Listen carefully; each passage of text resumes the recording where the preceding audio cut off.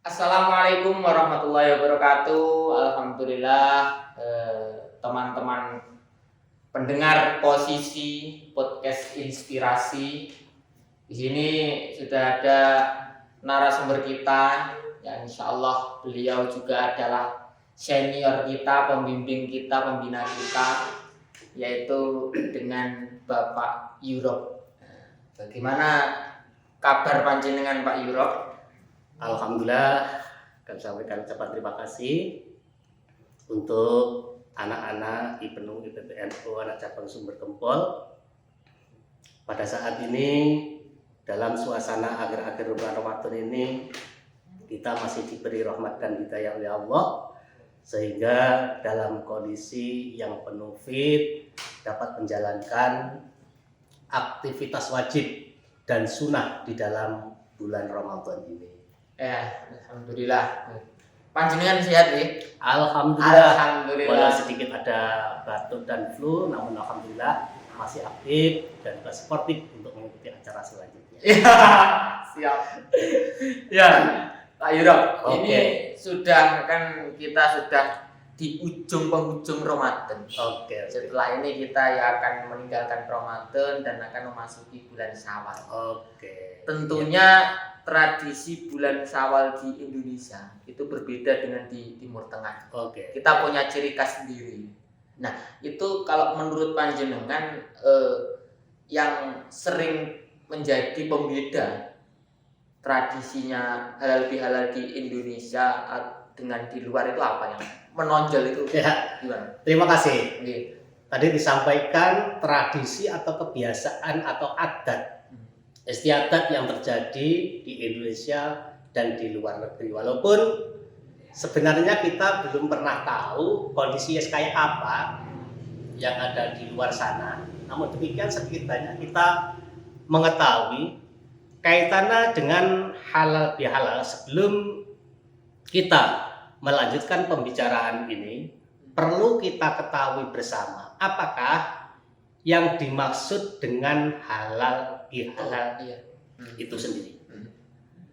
Halal bihalal adalah suatu kegiatan silaturahim pada hari raya Idul Fitri dengan kegiatan saling memaafkan. Nah, tentu saja mengacu dengan kegiatan atau hal yang demikian tentu saja memicu kepada kita semua, memacu bagaimana kegiatan kita ini setelah kita melaksanakan puasa Ramadan 1 bulan penuh dengan gembira kita laksanakan silaturahim atau boleh dikata dengan halal bihalal.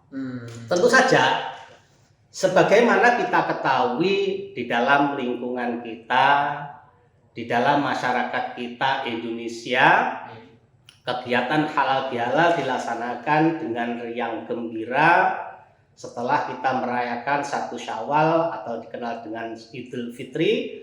Tentu kita dengan menyambut dengan kegiatan silaturahmi ke rumah-rumah, saling berkunjung ke sesama keluarga, tetangga, saudara, bapak, ibu dan sebagainya, untuk saling minta maaf dan saling memaafkan di antara kita bersama. Kalau di luar negeri sesuai dengan situasi atau sesuai dengan berita yang kita terima, tidak seperti yang ada di Indonesia. Kegiatan atau silaturahim atau halal bihalal yang ada di Indonesia ini memang kegiatan yang unik, yang mana ini semua adalah mengambil inspirasi pada sekitar tahun 48 ya, setelah Indonesia merdeka, bahwasanya kondisi Indonesia ya semacam itu. Setelah 3 tahun merdeka, tentu saja ini banyak permasalahan yang saling menghujat di antara tokoh, di antara pembesar-pembesar negara, sehingga beliau Bapak Presiden Soekarno meminta pendapat kepada beliau Kiai Haji Wahab Hasbullah ya, untuk dimintai pendapat bagaimana dengan kondisi yang semacam itu. Sehingga pada waktu itu beliau Kiai Wahab Hasbullah mengusulkan untuk diadakan forum silaturahmi di antara tokoh-tokoh bangsa ini. Namun demikian, beliau Bapak Presiden kan kurang sepakat dengan istilah yang dikatakan dengan silaturahmi itu ya. Ya, akhirnya Kiai Wahab Hasbullah mengambil dengan kata-kata yaitu halal bihalal, yang itu langsung disepakati oleh Presiden Soekarno, dan saat itu muncullah yaitu istilah halal bihalal yang sampai saat ini baru atau masih kita rasakan hangatnya kita untuk berhalal bihalal di antara sesama. Iya. Gitu ya. Berarti kata halal bihalal itu kalau kita cari di kamus Arab itu kayaknya nggak ada, Pak. Itu emang dicetuskan oleh Ya, itu emang kamus Indonesia. Kamus Indonesia yang ke Arab-Araban ya, sehingga dapat diterima oleh sebagai warga masyarakat secara keseluruhan ya. Luar biasa kayak NU itu menciptakan satu kalimat yang diterima oleh orang banyak. Alhamdulillah, begitulah kearifan dari beliau pendiri dari Muassis Jamiah Nahdlatul Ulama. Ya. Luar biasa. Terus yang menjadi keutamaan, Pak, mungkin. Yang menjadi keutamaan selain silaturahmi kan biasanya orang-orang itu entah sebelum Idul Fitri itu untuk kepinginan beli ini itu nyadang kan istilahnya. Iya. Itu kan ada yang juga ngechat sama yang Iya. benar-benar menyiapkan, ada yang masang lampu di jalan-jalan. Nah itu menurut panjenengan gimana ya? Wah, alhamdulillah. Iya. Memang ungkapan rasa kegembiraan kadang-kadang kalau kita mengukur dengan materi, saya kira ini tidak seimbang. Sehingga kadang-kadang apapun dengan kemauan yang ada, bagaimana saya menyambut datangnya Idul Fitri ini dengan rasa yang gembira. Mengawali dengan itu, bagaimana saya nanti dapat menerima sanak saudara Handai Tolan datang ke rumah dengan kondisi yang bersih, kondisi yang rapi, pakaian ya cukup, dipandang ya alhamdulillah ala kadarnya, walaupun itu ya dan paling pantas.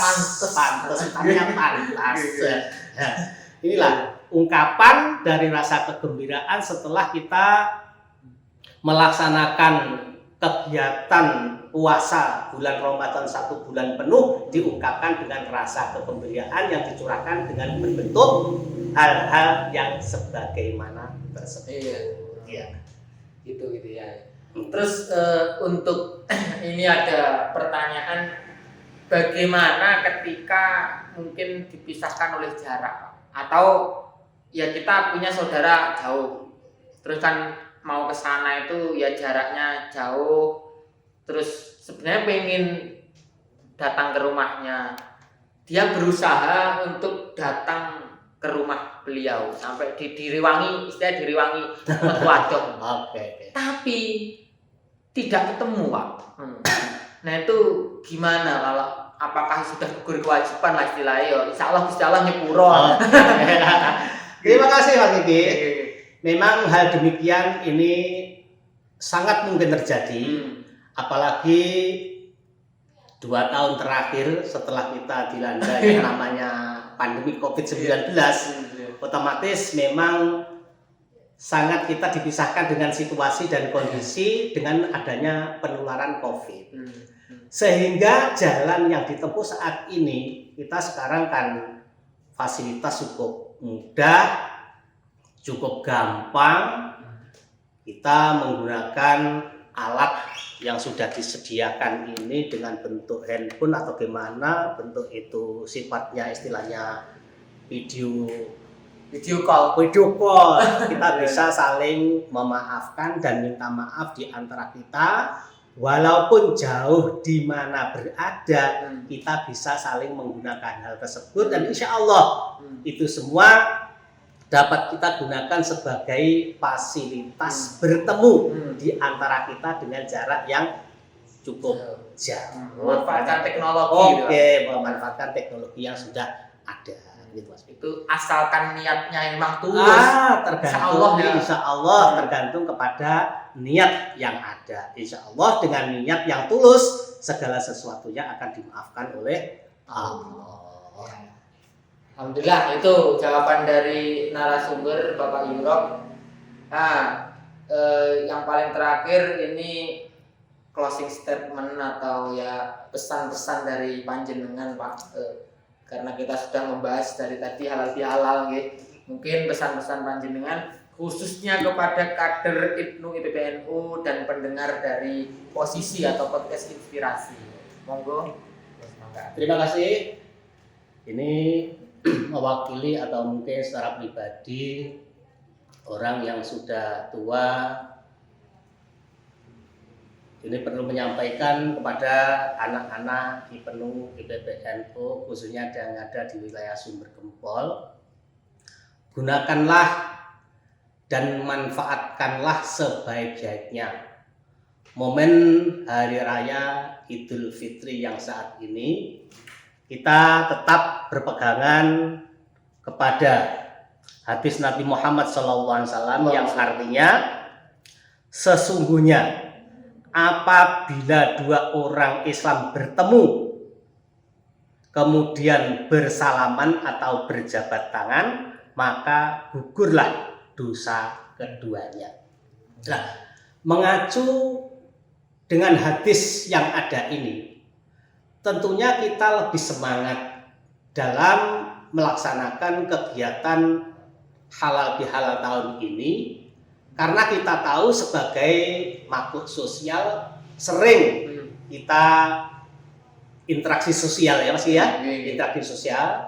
Tentu saja di dalam kita interaksi sosial dengan sesama ini tentu saja memiliki atau ada banyak kesalahan di antara kita. Nah, inilah waktu yang tepat kita untuk saling memaafkan atau boleh dikatakan dengan halal bihalal. Saya kira kalau begitu sedikit yang perlu saya sampaikan. Ya, terima kasih Pak Yurok atas ilmu yang diberikan tentang halal bihalal. Intinya ini adalah momentum yang sangat diberikan Tuhan untuk kita, terutama untuk kaitan memaafkan itu. Karena terakhir Pak Yurok saya pernah dengar itu bahwa ada beberapa tipikal dosa. Kalau dosa kepada Allah, insya Allah minta maaf saja sudah diampuni. Tapi yang agak sulit ini dosa kepada sesama manusia, harus bertemu dan saling memaafkan. Kadang Pak, egonya manusia itu lebih tinggi. Jadi iki tidak ada momentum. Saya yakin kalau tidak ada momentum nggak penak. Iya. Tapi harap jangan sepuro. Nah, memang betul. Makanya momen Hari Raya Idul Fitri ini kita bersama-sama minta maaf segala sesuatunya tanpa ada rasa unsur malu bersama dengan saudara-saudara kita, teman sejawat kita saling memaafkan dan mohon maaf. Ya. Sekali lagi terima kasih Pak Yurok. Oke, sama-sama. Ilmunya, mohon maaf itu tadi teman-teman tentang tema halal bihalal bersama narasumber kita Bapak Yurok. Sampai bertemu di posisi podcast inspirasi selanjutnya. Sekian dari kami. Allahumma muwaffiq ila aqwamit thoriq. Wassalamualaikum warahmatullahi wabarakatuh. Waalaikumsalam warahmatullahi wabarakatuh.